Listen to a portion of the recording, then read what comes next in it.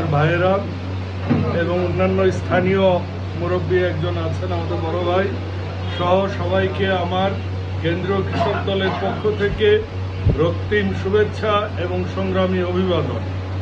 প্রিয় নেতৃবৃন্দ, আপনারা জানেন যে বাংলাদেশ জাতীয় সংসদের ত্রয়োদশ নির্বাচন আগামী ফেব্রুয়ারিতে শিডিউল হবে বলে আমাদের প্রধান উপদেষ্টা প্রফেসর ডক্টর মোহাম্মদ ইউনূস ঘোষণা দিয়েছেন।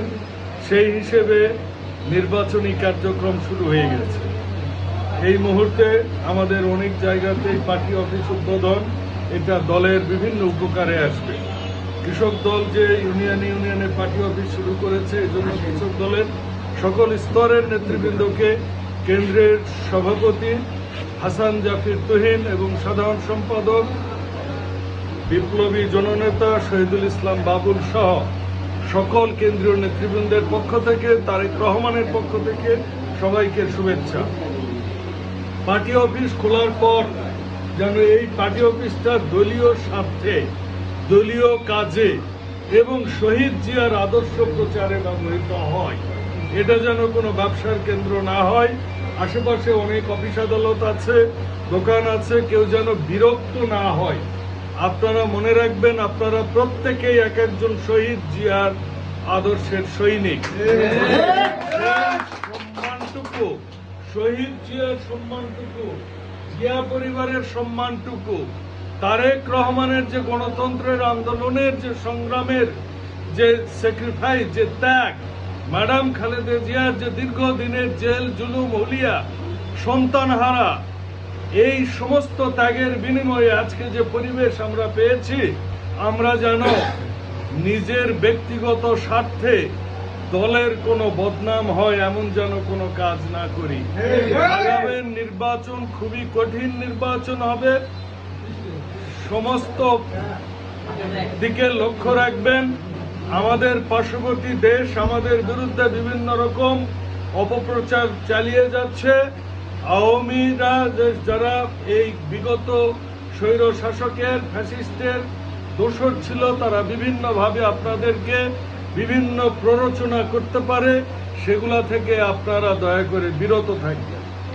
সেই সাথে তারেক রহমান যে ঘোষণা দিয়েছেন, আপনারা ধানের শীষের লিফলেট নিয়ে গ্রামে গ্রামে তিনজন করে চলে যান, যে প্রত্যেক গ্রামে গ্রামে তারেক রহমানের সালাম পৌঁছায় দেন, ম্যাডাম খালেদা জিয়ার সালাম পৌঁছায় দেন এবং ধানের শীষের পক্ষে আপনারা প্রচারণা করেন। আমরা শহীদ জিয়ার সৈনিক। আমাদের একটাই মার্কা, সেটা হচ্ছে ধানের শীষের মার্কা। এই ধানের শীষের মার্কা দল যাকে দিবে আমরা তারই নির্বাচন। তবে আপনারা আশ্বাসিত হবেন যে কেন্দ্রীয় কমিটি এবারের নির্বাচনের প্রার্থী আগের মতো করবে না।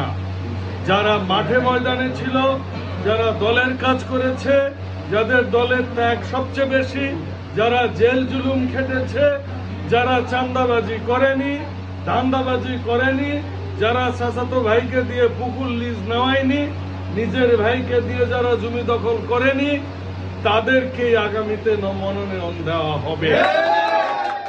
আমি কেন্দ্রীয় কৃষক দলের পক্ষ থেকে আপনাদের কৃতজ্ঞতা জানাই।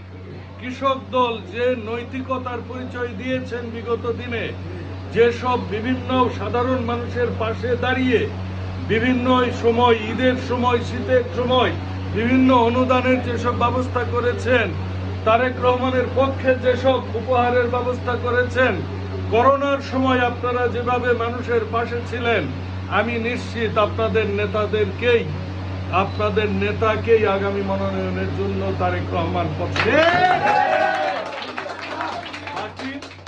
এই পার্টি অফিসের সর্বোচ্চ কল্যাণ কামনা করি। আল্লাহ যেন এই পার্টি অফিসের ওসিলায় শহীদ জিয়ার আদর্শ এখানে প্রতিষ্ঠিত হয়। মানুষের কাছে যেন আমরা যেতে পারি, মানুষের পাশে যেন থাকতে পারি, সাধারণ মানুষের দুঃখের দিনে যেন থাকতে পারি, মানুষের সুখের দিনে যেন মানুষের সাথে আমরা হাঁটতে পারি, কাটতে পারি। সেরকম একটা রাজনীতি আপনারা করবেন, সেই প্রত্যাশায় শেষ করছি। আল্লাহ হাফেজ। বাংলাদেশ জিন্দাবাদ। আপনাদের সবাইকে কৃষক দলের কেন্দ্রীয় কমিটির পক্ষ থেকে এবং বদলগাছি বিএনপির পক্ষ থেকে আবারও শুভেচ্ছা, অভিনন্দন, মোবারকবাদ। সবাই ভালো থাকবেন। আল্লাহ হাফেজ। বাংলাদেশ জিন্দাবাদ। আসসালামু আলাইকুম।